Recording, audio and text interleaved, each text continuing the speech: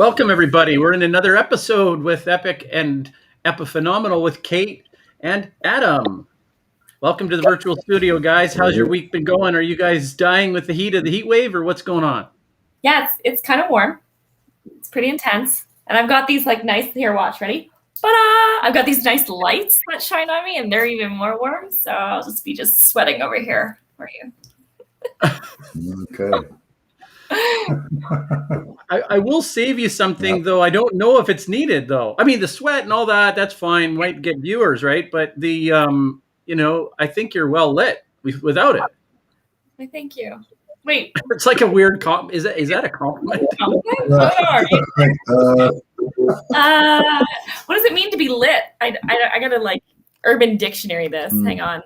I gotta see if that was a compliment or a slight. Depends on the age group you're talking about. Yeah. If it was hanging out down at we used to call it the Res, right? In Calgary. Did you guys go there? Yeah. You did? Yeah. You know what the Res was? Yeah. So it was this place the kids could hang out and drink and be goofy or whatever else, right? So if you got lit, you'd probably be, kind of lit. Sarah says I'm intoxicated, so you think I'm well intoxicated. What is in the entomology? We all want to. Oh man, depends on the day, right? So Kate, you used to work in the field of construction and stuff, right? Si, senor. So you must have learned how to joke around with the guys like that, because they you bring donuts or something and there's coffee and they you did a little Kahlua in here, this kind of stuff, right? It happens a lot.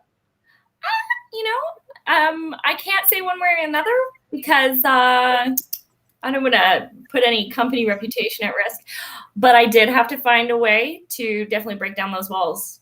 Interesting story, and completely, probably not on topic today, but when I first got to site,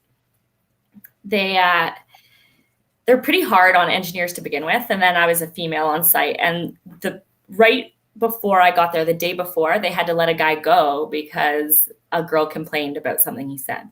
So you can imagine that everybody on site was on eggshells, and they were kind of pissed, right? Because it caused a whole bunch of turmoil. So I show up on site, and it was a paving crew where I was working on with the civil crew. And I come in my white hard hat, pristine reflectors on, clearly haven't seen a day on site in my life. Okay. And I hear over the comm, they're like, get that engineering chick down here. I need some calcs done. So I'm like, all right. I show up. I said, hi, I'm your engineering chick. And it's like, I want you to get these calcs done. And if you mess it up, I'm going to have you fired. And I looked and I said, do you know who I am? He's like, not a clue. I said, then good luck firing me. See ya. So he's like, wait, come back. What's your name? I'm like, I don't know. You don't know. Guess you can't fire me.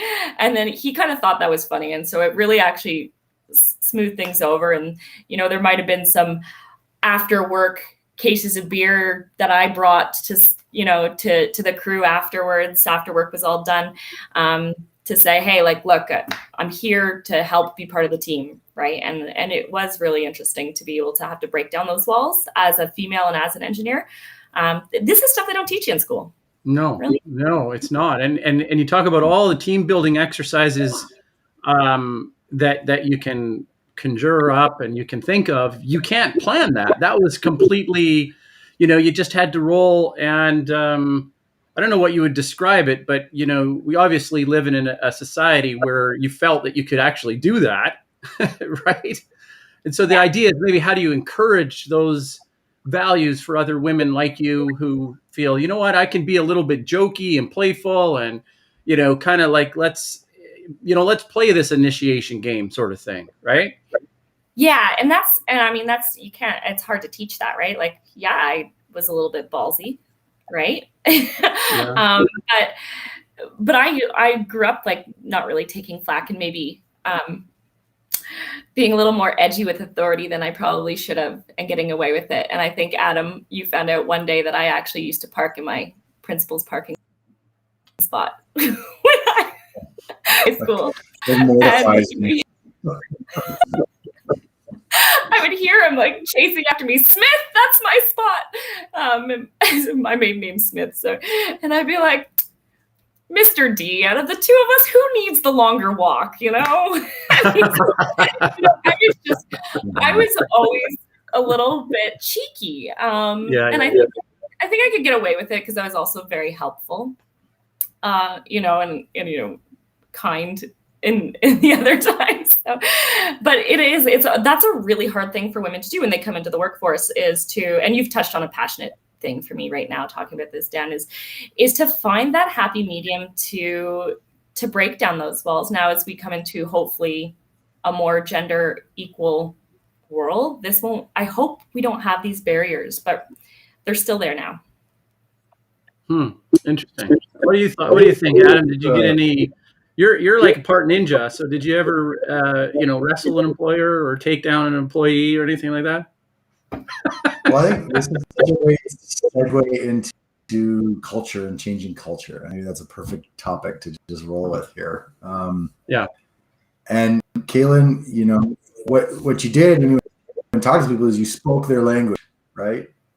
This is how this is how they communicate. This is how they establish their pecking order. This is how, and field language is much different than office language and all that kind of stuff. And it's important when you go in to any new circumstance or organization to be prepared to be a bit of a chameleon, right? You're the new guy. You don't have any sort of, credits or earned benefit of the doubt with anybody, right? You're kind of starting from scratch. So it's important to understand where you stand. And like you said, on the construction site, you stand up for yourself and bring donuts, right? I worked for construction, same thing, like who's the new guy? And then I brought donuts, and then I was everyone's best friend after that, right? So it's just like, what do they value? How do they communicate? And like what's happening? I don't know, like maybe you didn't know the history about someone being fired till later. The issue that I have, I want to bring up something a little bit contentious, because the idea of, is brought up with gender earlier. And I think that there's this difference between groups, and many differences between groups. And so if we make a way to how should I put it? This is a very valuable skill for an out-group person to integrate into somebody else's in-group. Right? This happens on so many different levels, and it's actually a skill, right? And so when I get into that particular topic, it's a complex topic, and that's a part of the conversation and the philosophical structure that people need to realize is there. But this is a skill for people to be able to do that. When you really look at the societal issue, the issue is that if there's someone making a claim that it's systemic or it's even worse, like persecution, persecuting, minorities, okay, then that's a different sort of conversation. But,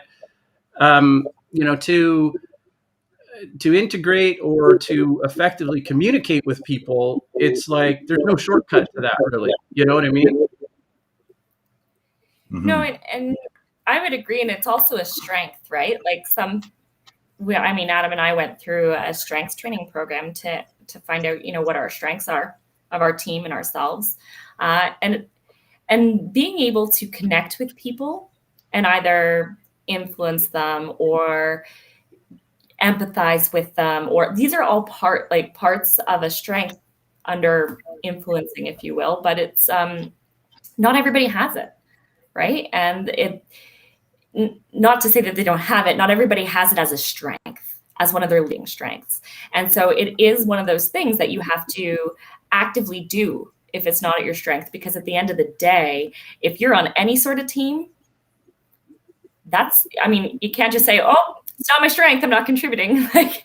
Sorry, we operate in team dynamics, not like 9 times out of 10 with companies. So it is something that you need to be able to pull on.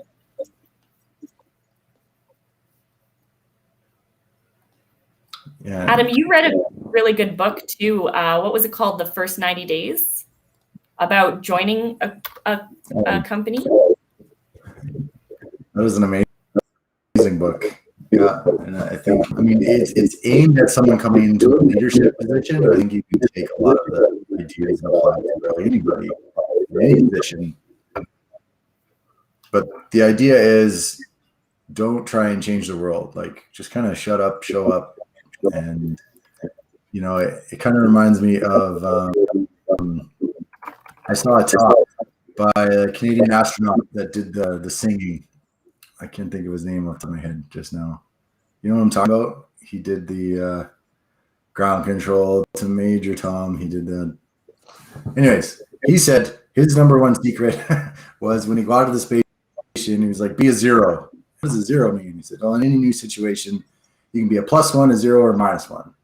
And because it's a new situation, you're probably not going to save the day. So get the +1 out of your head. And then the -1 means don't screw anything up. So just be neutral. Show up, be polite, be helpful, listen, and don't try and like stick your nose in too early. And I think that's really important. If you're coming in as somebody to a new circumstance. What's that? Do you want to say hello? Come here. Say hello to the world. Here, do you want to show? What are we looking? What are we looking for? What did we lose? What do you mean? What is it? Library book. Oh, okay. All right. Well, cool. Why don't you show everybody what book you found? What book did you find? Can you hold it up? Hi, Tiggy. Oh. Okay. So, Tegan, I have a question for you. You ready? On the first day of school, when you come into a new class, what's the first thing you do?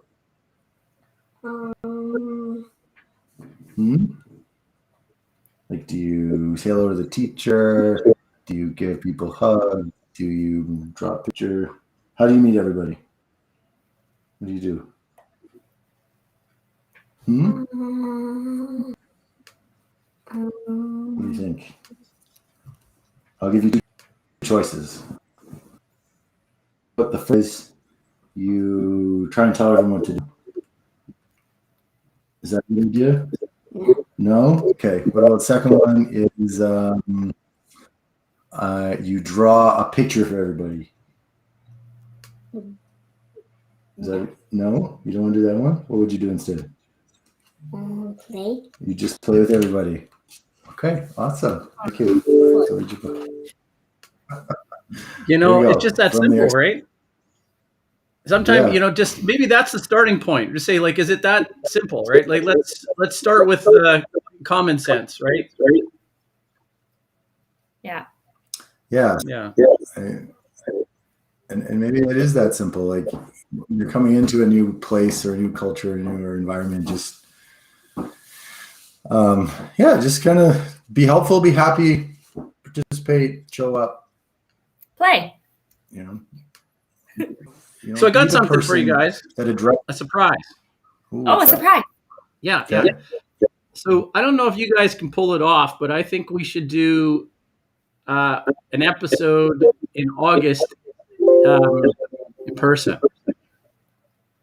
Oh, are you going to be in town here, Daniel? Yeah, I'm going to be in Calgary, at least. Yeah. Fantastic. I love it. From the 16th of August to the 22nd or something, that week. All right, well, let's book this. Yeah, I love it. We'll do something. I love it. Let's delve right into, we're 15 minutes into this, and I'm going to put some stuff into the description about social media. So let's jump right into the social media piece here. Oh, yeah. Okay, sure. Why don't you guys bring in the way we talk about the subject first? I'll just bring up the topic. How do we break it down? How do we enter into that beast?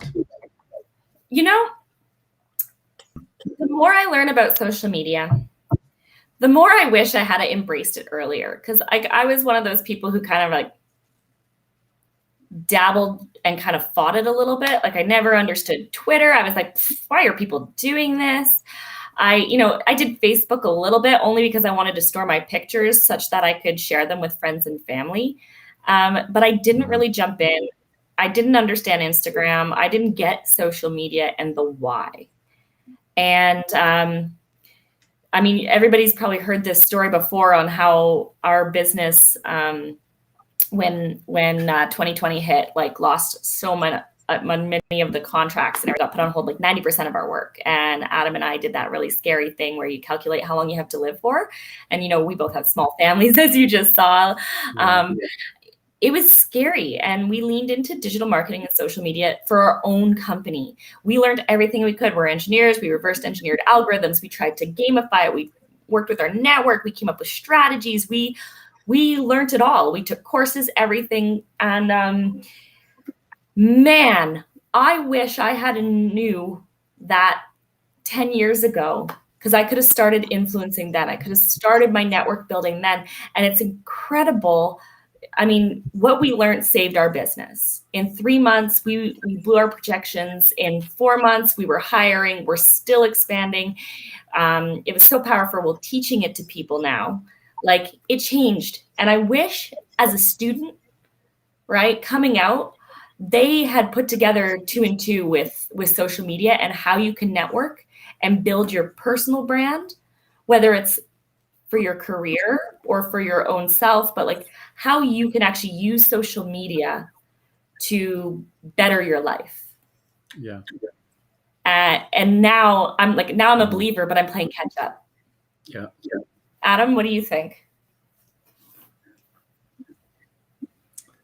Yeah, I 100% agree. And I hear a lot of people say, "Oh, I hate it. It's just nonsense. I'm unplugging and all that stuff." And that's great. And I think there's definitely something to be said for moderation or moderating yourself. But it's also garbage in, garbage out. Like the way it works is if you're putting out inspirational, thoughtful messaging, if you're being educational, if you are being, a thought leader or putting out value, you will tend to draw the attention of other people doing the same. So the value of what you're getting back will increase based on what you are putting out. If you're putting out, toilet humor cat videos, that's what you're going to get back, right? And sure, there's endless entertaining stuff. You might get a whole bunch of likes and followers. That seems to be the rule, right? It's as mindless as possible is like the algorithm for the. So it's like I'm not going to lose my integrity here. Mm-hmm. But I can't post cat videos or, wipeouts. You know what I mean? Right. There's something to be said to the quality of your followers too. Like when we look that's right. Or what does it mean you have 10,000 followers? Yeah. Like at Planksip, when we have a membership, it costs at a bare minimum $100 a month. So, if I have 10,000 members, that's a whole lot different than 10,000 Twitter followers. That's right. Right. And that's actually part of what we're advocating for is that the implicit buy-in and the value happens right at the arrangement between, a future relationship. At least that's how I handle it with our cooperative. And I'm sure you guys have to have similar conversations with, your business clients too. Yeah. Well, and what? It's really hard. Go ahead. Oh, it's okay. I'm a bit lagged, I think. So go ahead. It's really hard. We to convince our clients that, some of them are starting to see it. Like if you do this enough, it translates. But to say, well, they want to have very like businessy posts. I'm like, well, that's fine, but it's not. You're not talking to anybody, right? Well, like what makes you stop scrolling when you're flicking through on the news feed, right? What makes you stop?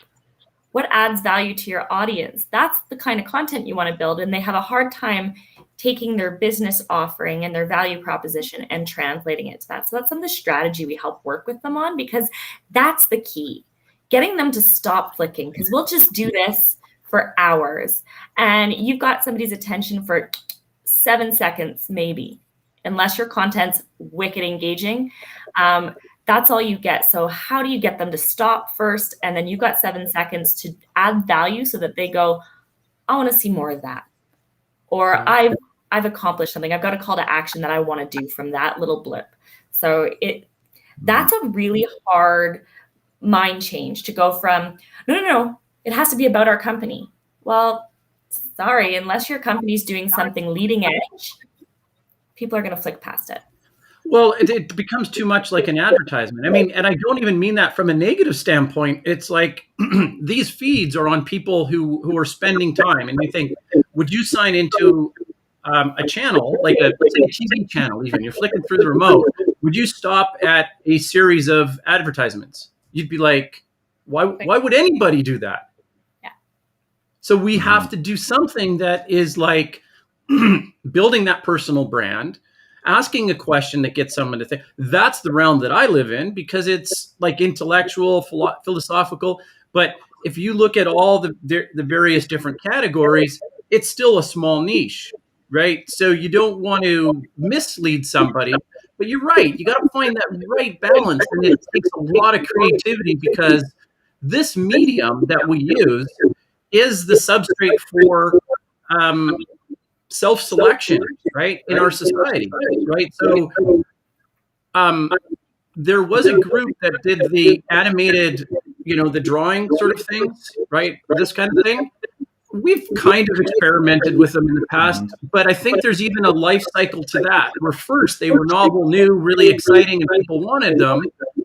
But once it became somewhat ubiquitous, then people understand it. They're looking for something a little bit different. Right. And so, I mean, pat on the back for us for doing something like this show, or even more risque, I guess, experimental, is to like write a science fiction book on live YouTube. Right. I mean, it's always there. Right. It's new. It's different. And we have some fun doing it. So a blast. Wow. And I think, when we look at planning or putting out content, right, we're thinking, okay, are we trying to be inspiring? Are we trying to educate? Or are we trying to just purely entertain people, right? And if we can take all three of those and pack it into one, then that's amazing, right? And yeah, some days, Fridays is just, hey, let's put out something entertaining, right? Something that says, hey, Adam's kind of an interesting, cool guy. Here he is doing something entertaining, right? But then Monday, it might be, hey, here's some tricks for entrepreneurs, something I learned. Me to you, here you go, right? So I think, I know when I'm scrolling past a feed, if something pops up that I've never seen before, the first time I'll scroll, first 10 times I'll just completely pass through. But then the 11th time I'm like, what? I've seen this guy a lot. It seems like there's something interesting going on here. The 11th time I'll stop and watch, right? And then I might go back and check out other ones, right? And now I'm watching for that person. So I'm like, oh yeah, there's Dan again with, fishing stories or whatever, right? So, I think that's the game we're trying to play. And if you can, at the same time, teach people what it is you do for your business, then even better, right? And then that's when you talk to them and you're like, oh, you don't have to sell them. They already know what you do. So, that initial cold contact has already happened. Yeah, there's one thing that happens almost like I think of a Renaissance man, right? Like I make art. You guys watch science fiction. I'm a consultant from a data standpoint in the architectural field. You guys are doing and working with various different companies and I think different sectors. Like there's a diverse identity assigned to Daniel and one to Kate, one to Adam. So what I like about this is that it humanizes us, right? We know that Adam's a ninja and, Kate likes to act sultry in the middle of the night and just, yeah. Right? And it's just, but the act of co-creating, I think, is a really important thing. And I was explaining to one of our writers the other day, I said, there's one thing that a larger platform can never do. You can't sign on to Twitter and have someone from Twitter co-create content with you. So the kind of replication that I think will really matter is how synergetic small groups can actually work together in creating content. And I think this is the new form of growth and explosion. I think this is just, what it has to do. We have to create content together. 100%. And why not? Because it takes so much effort to create content. So why not support each other and lift each other up? Yeah, exactly. But you know what? One of the biggest things is that our clients, like, they have this realization, and this is part of the course that we teach, but it's really like the why behind putting out content about yourself. They struggle with this. Like, there's so much from no, this is my company, this is the face, I don't want to be involved. And it's a connecting to people. And you touched on it there, Dan. It's about connecting people and identity.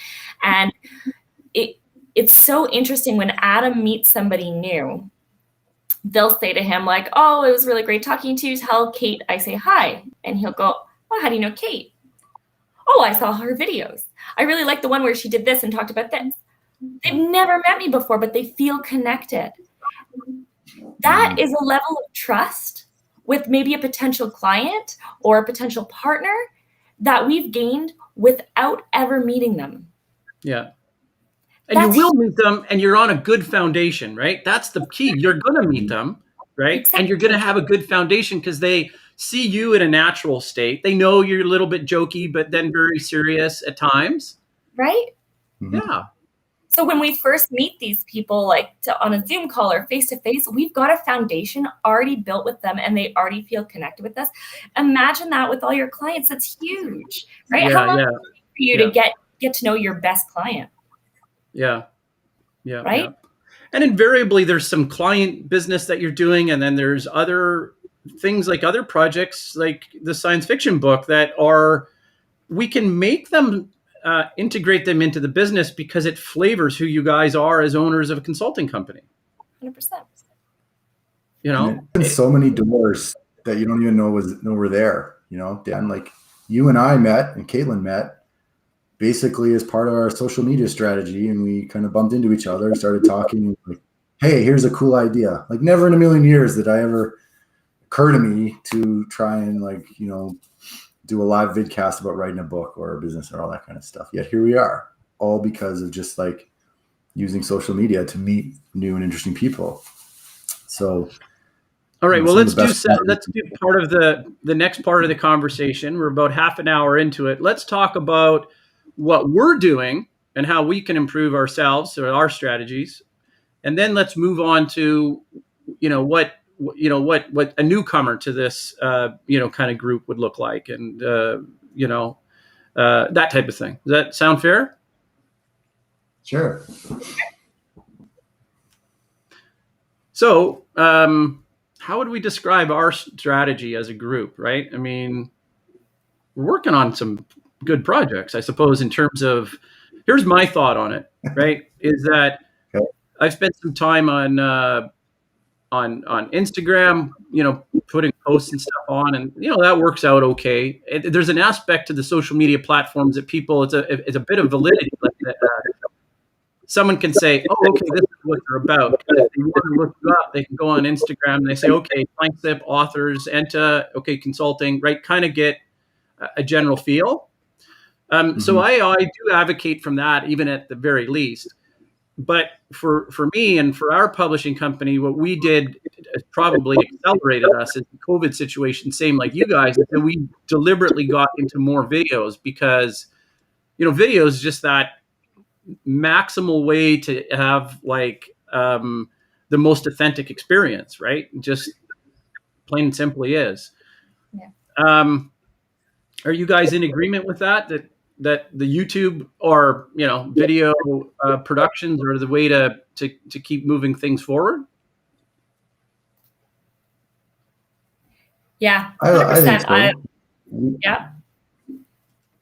Like we originally, our YouTube channel, when we first started making content a year ago, producing it a lot, we had our YouTube channel, but primarily we were using it to just upload our videos and then upload those links onto social platforms, right? It was kind of just a hosting. And recently we've become more educated on the power of YouTube, where it's your own TV station. It's your own TV channel. Like if you go to our banner now, it says the Epic Entrepreneurial Support Network. Like this is a network or a TV station where you can come and hopefully get good value about how to start your business and how to succeed and achieve your dreams, right? So all this video content, you're basically creating your own TV channel and series of channels if you want. So there's a lot of power in that. I mean, that being said, on the other side, podcasts, like the pure listening, I think there's power in that too, in a slightly different way, because people will put in their headphones while they're cleaning or while they're driving or whatever. And that's also a way to kind of like your voice to people. Right. So I think, there's no like one is really 10 times better than the other. I think you kind of just decide which one do you like better and then do it. Right. And it's really interesting, like the amount we've learned since, March 2020 has been crazy. Like I can't even imagine previous us. Like I feel like we were archaic, right? The amount we've learned has been so incredible. The strategies for each platform, like a video like this, you can try to put it on Instagram. It's not going to get anything. That you've got to strategically change how it's done, right? Yeah. Ways of using each platform and really building a strategy around it to what you're trying to do. And not every company or every person needs to be on every platform or should be on every platform, right? It's where is your audience living? Understanding that and like, what are you trying to gain? And really building a strategy around each platform. Like we've taken our YouTube strategy to the next level and, with metadata tagging and setting it up properly and speaking to the audience and really doing that deep look on who our audience is and what are they gaining, right? And the one thing that we talk about in social media is value, add value. If you keep adding value, it'll come back to you. 100%, it'll come back to you. And I know that was super hard. Like I remember we were told to post every day, right, Adam? Mm-hmm. Yeah, post it. And this was post every day for a year, and you will never have to worry again. Right? Yeah, and that was incredibly hard. When we're like every day, like how do you come up with stuff? Well, a video like this, right, is actually probably 10 to 20 videos clips.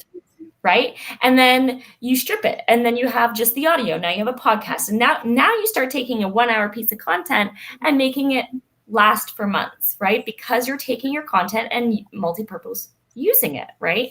And so this is how you play that game, but it was scary. Posting for the first time was freaking scary, right?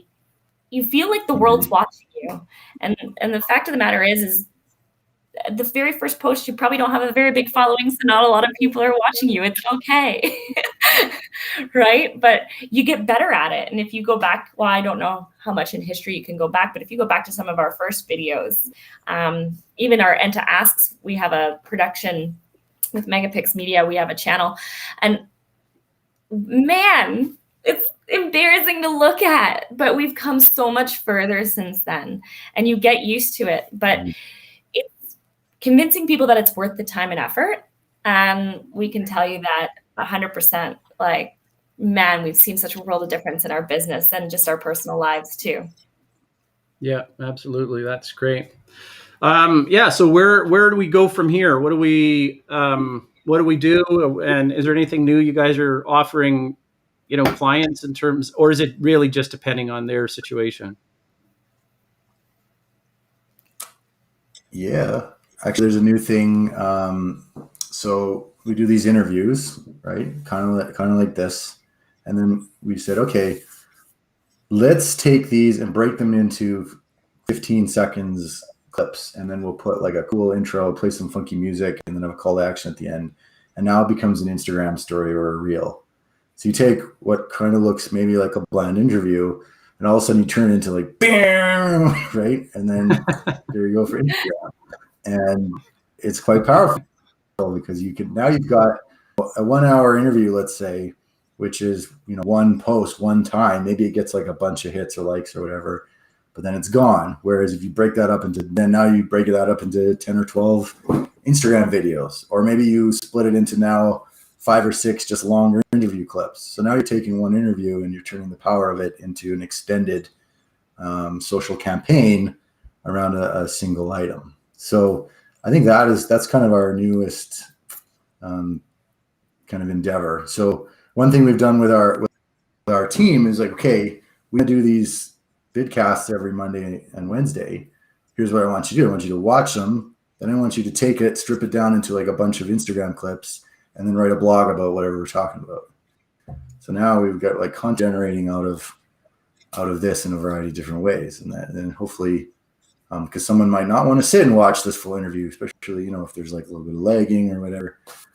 Now maybe we got to make sure that we're connected on Instagram. I'm not sure if we are or not. Are we? We weren't. Kate and I weren't even connected on LinkedIn until a month ago. Yeah, that's kind of bad. Okay, we got to fix that. Well, actually, so I want to ask you, like, I do advocate for that when I work with, because my like you guys say clients, I say members, but my members, they're authors, right? And I came from a standpoint where I owned a company and I would work B2B. This is business to business, right? And so they have larger budgets, there's bigger teams, it's a lot different than a single author, right? And so my, I guess like price point for a member for us to offer deliberate services to them as an exchange, comes in as low as $100 cost of a membership for us, right? And so we have a relatively low starting point, but for you guys, it's a little bit different. And the issue I have with that is that I can't take a 1 hour video and spend 5 hours dissecting it, and like it's just a time crunch. Yeah. And, like, I don't know if the value is there. Well, it is. I want to spend the time doing it. There's like a gold mine of material there, but we just like, it's the timing thing. It's the resources, right? A huge cost to it, right? And, we're only recently doing this stuff because we're only recently at a point where we have resources to actually do it. There's no way we have the time to actually do it. We have to pay it for it, right? So it's definitely there's like a growth to it, right? The more successful you are, the more you can invest in it, the more and the more and more, right? You got Gary Vee has a team of specialists just making content, throwing it out there, right? Yeah. Us mortals, there's only two in a day, right? Well, but we are worlds different than the average person. This is a foundation of what we're actually offering, right? We're not like a multinational media outlet, at least on my side, and you guys are, a small business entrepreneur consultants, basically, right? So we are really intimate, and that's a good word to use with our clients. Is that friendships develop. So it's like, not everybody can, walk into Deloitte and Touche or, and say, hey, I need a whole team of, management consultants and accountants to help advise on running my company. Yeah. Right. It's just totally different. Right. Yeah, 100%. It is. And it's like, there's the difference of going with like somebody who's willing to walk the extra mile for you because they're connected, right? Versus like walking into a enterprise where you're just a cog or a number going through. I think there's definitely a different client experience that you get when you work with somebody who's passionate and who's gone through the same thing that you're going through and is still in that, right? There's a ton of value that those smaller companies, and I honestly believe it's all about businesses supporting businesses to grow, right? It's amazing what you can do. And, I love this analogy, okay? The butterfly effect. Everybody's worried about time travel because the butterfly effect, that you could go back, crush a butterfly, and it would change the entire future. But nobody believes that one little task or one little post will change the future at all. So right. Which one is it? Right? I love that. Yeah. I love that image. It's just like we have the ability for micro changes to have a huge impact. We have the ability to come together as small businesses and have a huge impact and lift each other up. And that is really what it's all about. And that's the whole basis of social media, is the power in numbers. Look at GoFundMe, look any of this stuff. It's power in numbers. There is power in working together. And the social media is not any different. So if you can get together with other small businesses and work together to amplify each other, do it. That's the secret. There you go. There you go. I gave you the secret.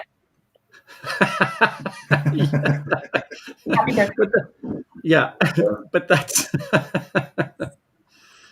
that's the way it works, right? I mean, I advocated for organic content as much as possible, right? It ends up being a lot of just real organic conversations because no one wants to. They may not want to sit through the drivel of a conversation that we're doing, but at least it's not a commercial, right? I mean, it's guys actually having a conversation. I could be sitting. I always imagine I could be sitting on a patio and like listen over to a group of 3 people, at a table beside me and hear something like this.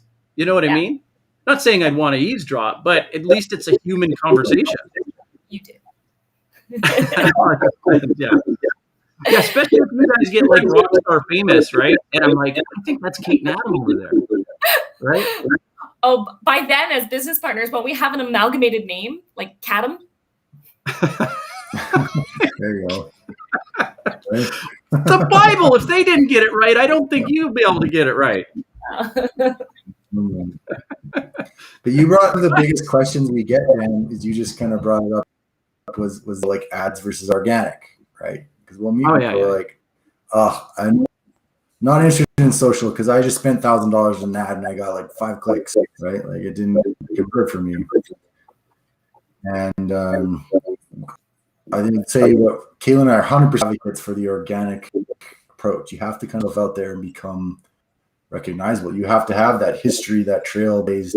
Because if you eventually do get to the point where like, okay, now I'm ready for ads, then you want people to recognize you. Oh yeah, that's Adam. It looks like he's doing something. I'm gonna check it out. Or I don't know who these guys are, but I like that ad. I'm gonna click on it and then I'm gonna check them out, check their channel, and check all this stuff. Right? So I think too often, and Google is so good at giving you, hey, for free, we'll help you out, we'll get you set up, we'll teach you how to, hook up your AdWords, your analytics. Like, come on. And then you pay them $400 a year and you get nothing out of it. The second you pay, right? It's like a smart machine. It takes your money. But Caitlin and I delved into this world a little bit, and we lost a bunch of money trying it before we finally figured out that there's experts that live and breathe the ad. There's much spiel on ads versus organic.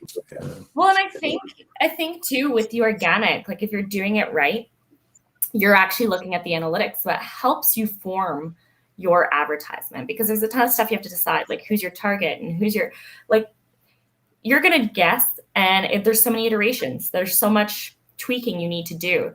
In fact, like the companies that typically run advertisements as their service, they have a team of people who are running analytics and looking at them. Now, being a consultant on your own and trying to do it on your own, good luck competing, right? Like they're looking at algorithms day in, day out. And so it's a really hard world to jump into the advertisements. And at the end of the day, you're paying per click, you're paying per views, and it's not necessarily converting, right? But social media is the same. You're pushing, and you might not see anything at first. And then it's this slow incline, and then it builds, and then it builds, and then it builds. And it takes time and effort. So I think at the end of the day, it really is, if you're selling like B2C, B2B, there's a cost to convert. And you pay it in ads, you pay it in time, you can pay it in organic reach, but either way, you're paying it. So there's strategies in order to, and like we say these, like we're not saying don't buy ads. There's a time and a place, but have a strategy that does both, so that it amplifies. Yeah, that's right. Yeah. But yeah, you got to pay. You got to pay.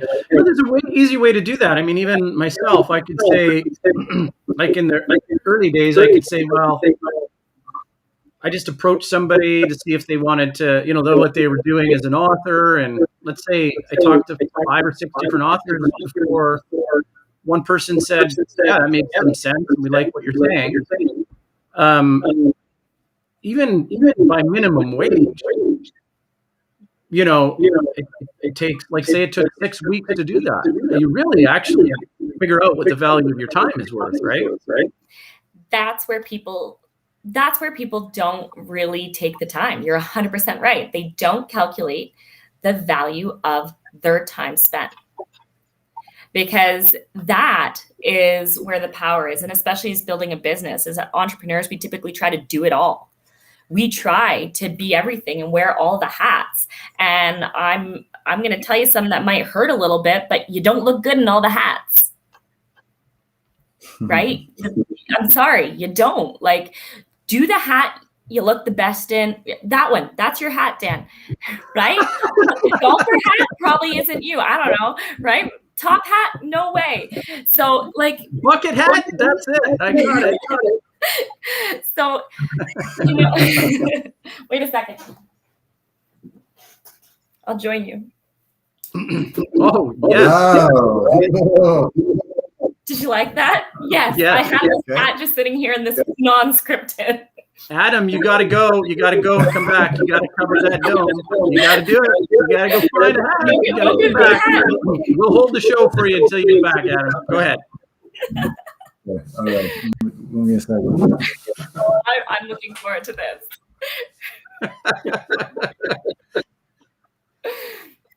I should really mess up and you come back and I'll wear a different hat. Yeah. Well, maybe the part of this is like the sound off has to be hats off to something, right? You know what I mean? And that's the end of the show. That's right. But here he goes. Holy crap. What the heck? How did he literally just trump this? How did you just trump me in like seconds? You had that hat just lying around. I just have this one immediately available.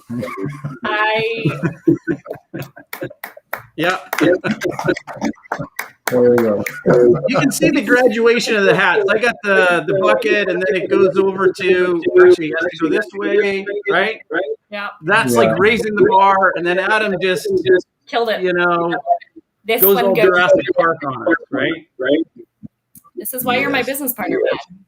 Right here, the fact that you have a dragon hat and had it like readily available, this is why. You guys don't have a dragon hat? No. It's on my list now. Wow. I think this is actually left over from a bachelor party point. Of course it is. Wow. Amazing. Mm-hmm. But okay, so my whole point here was that knowing the value of your time and what you're best at as a business leader is going to change the game in your business, right? Push on what you're good at. Use your strengths, push on what you're good at, and then invest in somebody else's expertise. Because if it takes you 5 hours to build a piece of content that it takes somebody else 20 minutes to do, but it costs you $50 to pay that person, pay the money. Yeah. Pay the money, because you're going to get a better result. And if you calculate your cost of money of what it would have cost you, you would have been spending like hundreds and hundreds of dollars on that piece of content. So there's a time and a place to engage experts. Well worth it. Yeah, I think you're right. We learned that the hard way. We went through that struggle. Now we actually, hired people to be part of our team because they do it better than us. Yeah. Right? Yeah, I agree. All right. Well, it's very good. Well, this is probably the finale, for the group, and Kate's already and I have already determined the official sign off for today's episode, and on a countdown of 3, 2, 1, it's going to be hats off and stay cool to everybody. So 3, 2, 1. Hats off. Stay cool. Stay cool. Stay cool.